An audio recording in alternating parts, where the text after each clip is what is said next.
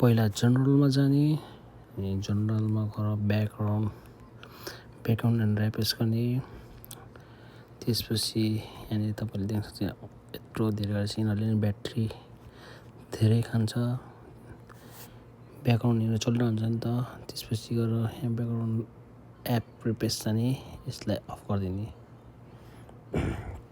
त्यसो यहाँ सबै अफ भयो होइन। दोस्रो सेटिङ भन्नाले प्राइभेसी एन्ड सेक्युरिटी जाने। त्यसपछि लोकेसन सर्भिस जाने। लोकेसन सर्भिसमा गएपछि तपाईँ सिस्टम सर्भिस हुन्छ। यस सिस्टम सर्भिस अनि यहाँ यसको लास्टमा चाहिँ चिन्ता हुन्छ, यसलाई नै अफ गरिदिने।